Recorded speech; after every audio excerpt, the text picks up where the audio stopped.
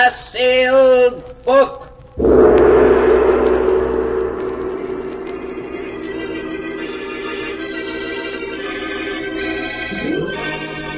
Once again, the keeper of the book is ready to open the ponderous volume in which is recorded all the secrets and mysteries of mankind through the ages.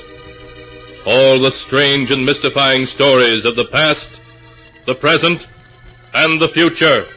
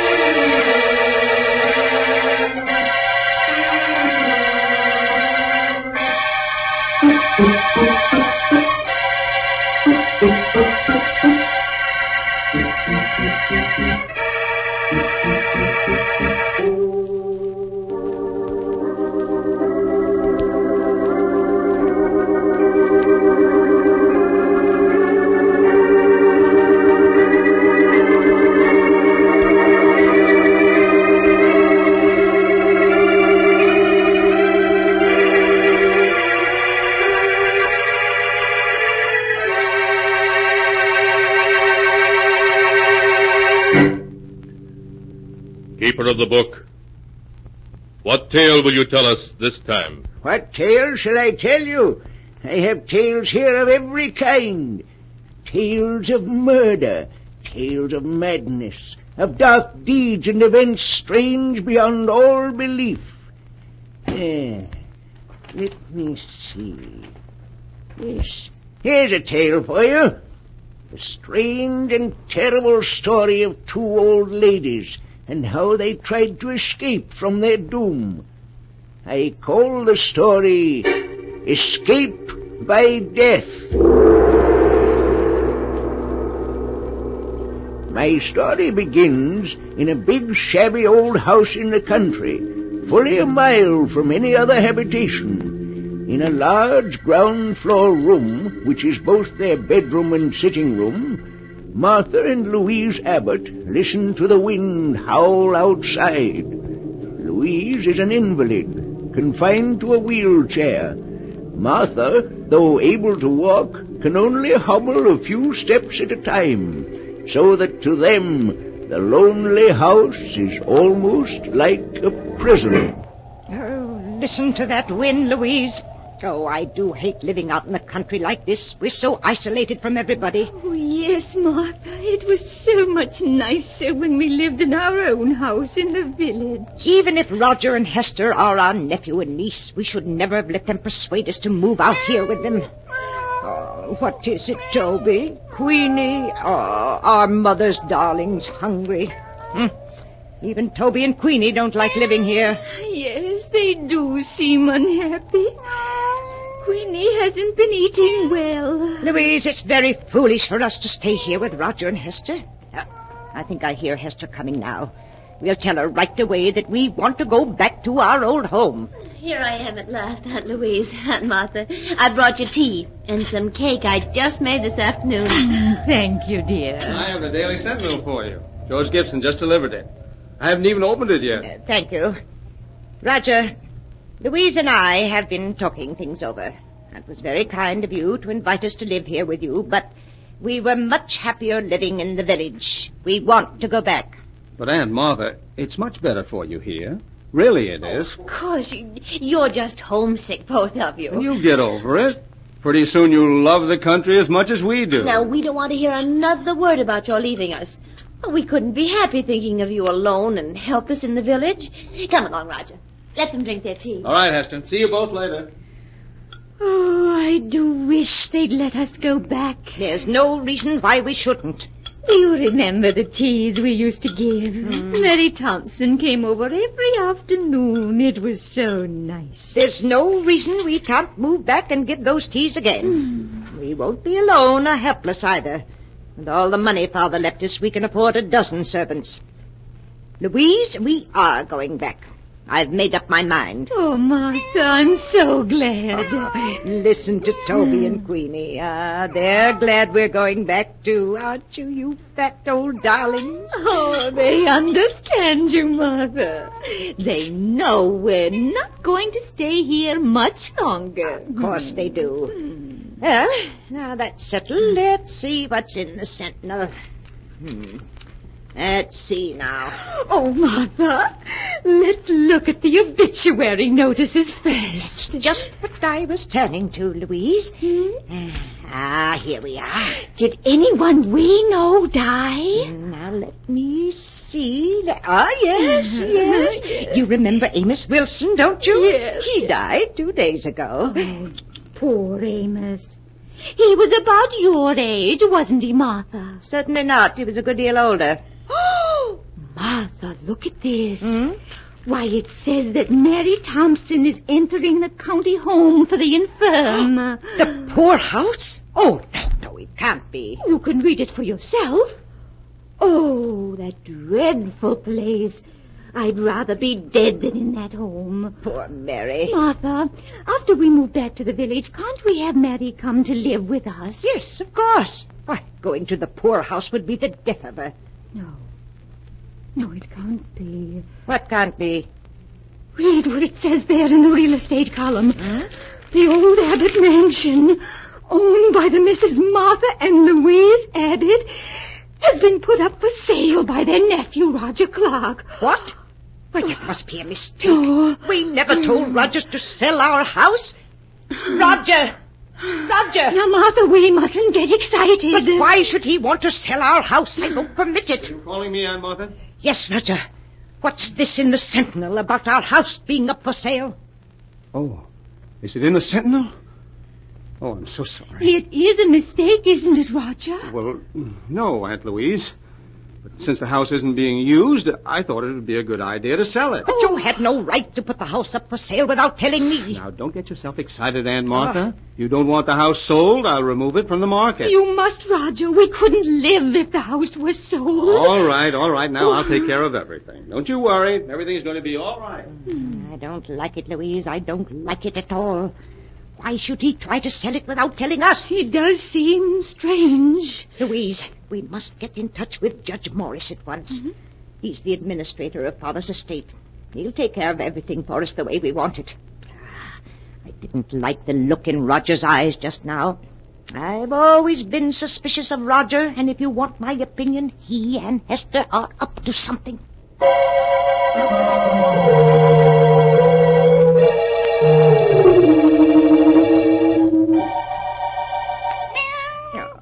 Is Mother's beautiful Queenie hungry? Well, here's a nice piece of meat from the lovely supper Hester just brought us. Oh, Queenie is hungry, Martha. She's got her appetite back since she learned we intend going back to the village. Yes, she has, but where's Toby? I don't see him around any place. He's probably in the kitchen. Martha, when are you going to speak to Roger and Hester again about our leaving? I'm waiting until we can get in touch with Judge Morris. He'll come get us whether Roger wants us to go or not. There's been something very strange about Roger's manner ever since we told him yesterday we didn't want to stay. Martha, look! Queenie's ill. Oh. That meat you gave her, it's made her sick. Queenie, oh, what's the matter with Mother's darling? Oh, Martha, there's something terribly wrong with her. Queenie, what is it? Oh, Louise, what can we do? Give her some water, maybe that'll help. Martha, she's fallen down. She's dead, Louise. Queenie is dead. Oh, no, she's gone. But she is. Though she was perfectly all right until I gave her that meat. She was so hungry, she just bolted it down. Oh, Martha, she must have choked on it. She's choked to death. Did she? I'm not so sure. Martha, what do you mean? What else could it have been? She acted more as if she were poisoned. Poisoned? Yes, I'm sure of it. The meat was poisoned. That's why Queenie died. But how's that possible? It was poisoned because that meat was meant for us. Martha, you don't mean that Roger and Hester... Yes, Louise. Oh, I see it now. That's why they brought us out here. Why they won't let us leave. They're planning to kill us. They're after our money. Oh, Martha, what are we going to do? We've got to get in touch with Judge Morris right away. He'll save us. But, Martha, how can we? The telephone, it's upstairs in Hester's room, and neither of us can climb stairs. I know that. We've got to figure another way to reach him. Louise, our lives depend upon it.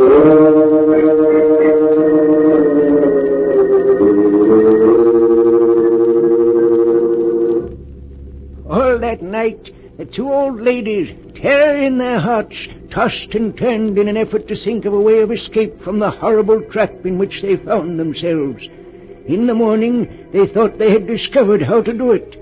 When George Gibson, the rural mail carrier, came by, Louise called to him and gave him a frantic message to Judge Morris, which he promised to deliver.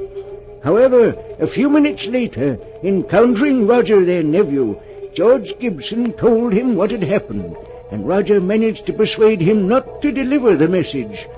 Then Roger hurried home to consult with Hester. Roger, you say that while Martha was out here in the kitchen with me, Louise was giving George Gibson a message for Judge Morris? Yes. And she seemed so excited that George stopped me on the road to tell me about it. Hester, I'm afraid they suspect. Oh, no, they mustn't. We mustn't let them. I should say not, after all the trouble we've gone to. We would ruin everything. We've got to quiet their suspicion somehow. We've got to make them like it here, so they'll be perfectly content to stay with us until they die.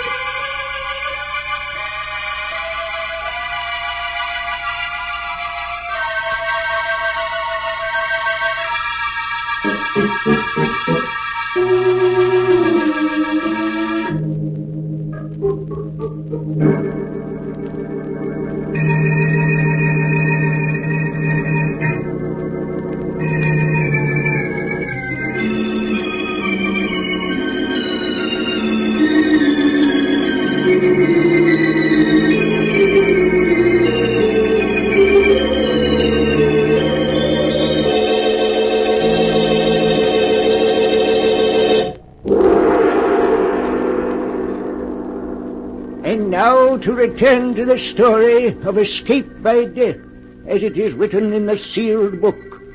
For 24 hours, Martha and Louise have waited in trembling impatience for George Gibson to bring word that Judge Morris has received their frantic appeal for help.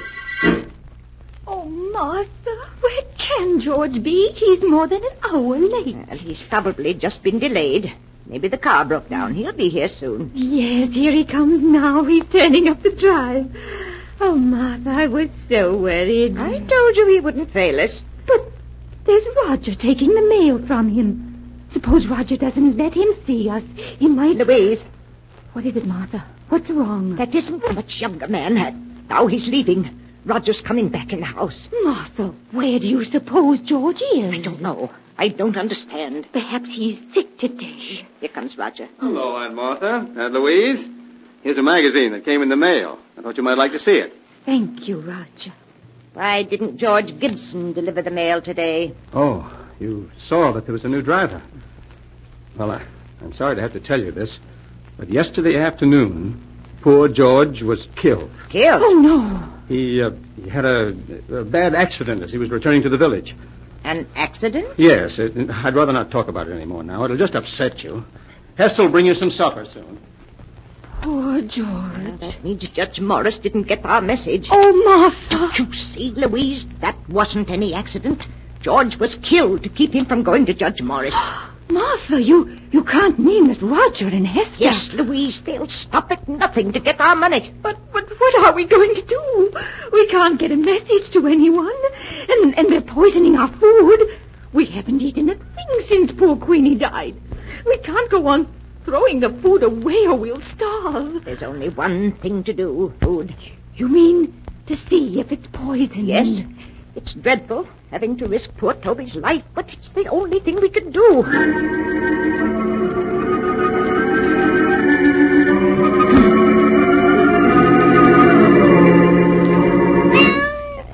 Here you are, Toby, a nice piece of meat for Mother's darling. Oh, Martha, I get so frightened every time I see Toby eating something.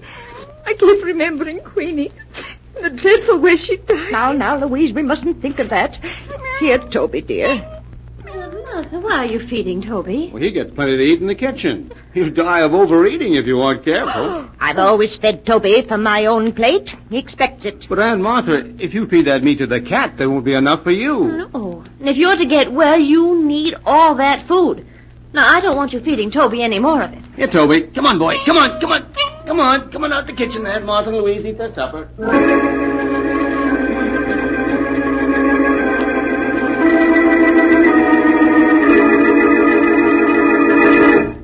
Here you are, Aunt Martha. Aunt Louise, I've bought you your lunch.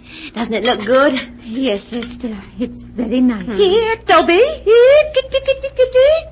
Hester, have you seen Toby? No, Aunt Martha, I haven't. Oh, but where could he be? Toby's always on time for meals. Oh, he's probably someplace around the house.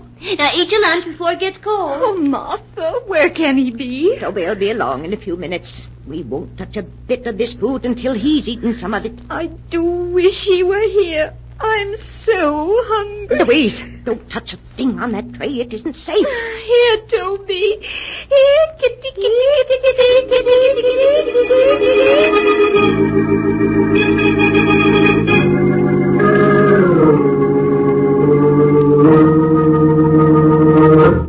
Good evening, Aunt Martha. Aunt Louise. How are you? Good evening, Roger. I have supper here for you, too. Why, Aunt Martha, neither of you ate your lunch. What's wrong? We weren't hungry, Hester. Have you found Toby yet? No, I've looked everywhere for him, but he seems to have disappeared. Oh, no. Now, you mustn't worry. I'm sure he'll turn up all right. Aunt Martha, you and Aunt Louise can't afford to miss meals in your state of health. Certainly not. Now, we want you to eat everything that Hester's brought you. Mm-hmm. You'll make us very unhappy if you don't. Now, please eat it while it's hot. Come along, Roger. I'll get you your supper. All right, dear. Did you hear what she said about Toby, Louise? Yes. He's vanished. Nonsense. They've killed him. You saw how angry they were last night when we fed Toby from our plates. They've killed him so he won't spoil their plans. Oh, Martha, what are we going to do? I'm so hungry that my head spins and I'm dizzy. I know, Louise. So am I. Oh, I hate them. I hate them. We're leaving them our money and our wills. They'll get it soon enough. Why must they kill us? Because they're nothing but common murderers. I distrusted Roger from the minute Hester first brought him to our house. Yes, it's his fault. He's changed Hester. She used to be such a sweet girl. Oh, if there was only some way to get word to the village, or to bring somebody here to help us. Louise, I have an idea. What is it, Martha? There's one way to bring people here. What, Martha? If we were to set fire to the house, somebody would be sure to see the flames. Yes, of course. And then the fire company would come out. Then we'd be able to tell them we'd be saved. Oh, but Martha, Hester and Roger would put out the fire before it could get big enough to be seen. Louise, I know a way we can prevent them from putting out the fire. You do? Yes, we can save ourselves, Louise. We can save ourselves.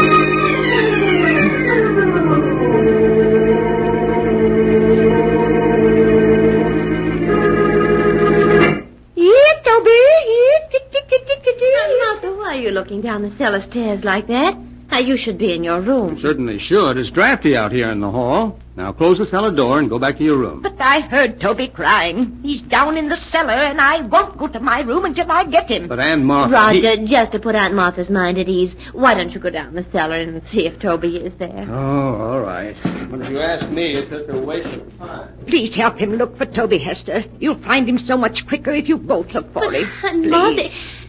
Oh, very well. But you go back to your room so you don't catch cold. Roger, do you see him? Doesn't seem to be any place here in the cellar. Now we'll see just how smart you are, trying to poison us. There. You won't stop us from escaping now. Let's get Louise. Louise, it worked. You mean you were able to lock them in the cellar? Yes, and with the door locked, they can't get out. They found out they're locked in. Now, don't you worry about it, Louise. I'll take care of everything. What are you doing with that kerosene lamp, Martha? Pouring the kerosene around the room so it will burn better. There. Are you ready to leave, Louise? Yes, Martha. Now strike a match and start the fire. How quickly it's starting to spread. Yes, we've got to leave. I'll push your wheelchair, Louise, and you try to help by rolling the wheels. Yes, Martha. Well, we're coming along nicely. Good more, dear. Come on. Just a little bit more. Martha, I do hate to do this. Louise, you mustn't waste any pity on them.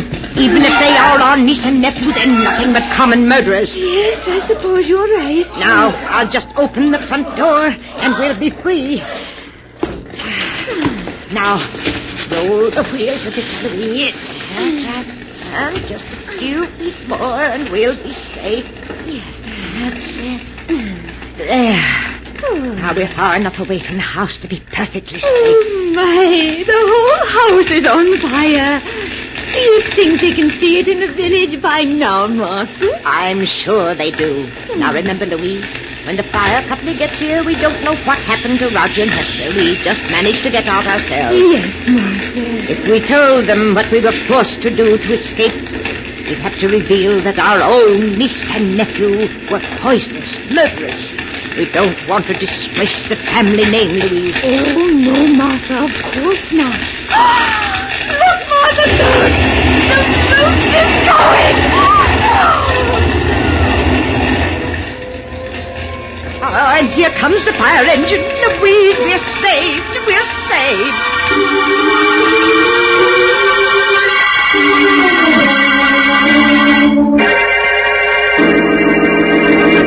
Good morning, Judge Morris. Good morning, Miss Martha, Miss Louise.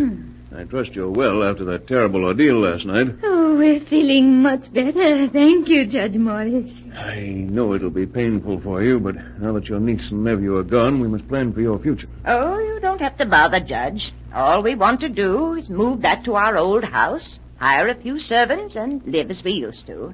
Yes. And I was wondering if you could arrange to have Mary Thompson come live with us. I won't hear of her going to that dreadful home for the infirm. Why, the poorhouse would be the death of her. Oh, no, we can't let her go there. With all the money Father left us, there's no reason why she should. Ladies, I'd hoped I'd never have to reveal the truth to you, but now it appears I must. The truth? I don't understand, Judge. Some weeks ago, the bonds in the trust fund your father left you became utterly worthless. What? Your nephew and niece were afraid the shock of learning you were penniless would be too much for you. So it was decided to keep the news from you. That's why the three of us persuaded you to move in with them. Your house here in the village had to be sold to meet the debts of the estate. But that can't be. Father left us so much. It's all worthless now. Perhaps I should have told you this a month ago. But your niece and nephew wouldn't hear of it. In spite of the fact that they had only Roger's salary to live on, they were determined to prevent you from ever learning of your misfortune. Oh, but the deaths of poor Queenie and Toby, of George Gibson. George Gibson? Yes. I'm afraid I don't understand. Surely you heard that he was killed. The tire blew out and his car turned over. You mean he wasn't murdered? Certainly not. Oh. You feeling well? Has my news been too much for you? No. Well, now that your niece and nephew are gone, there's no one to support you, I'm afraid there's only one thing left. One thing left? What's that? I'm sorry to say, believe me, I am. The county home for the infirm. Oh. The poorhouse.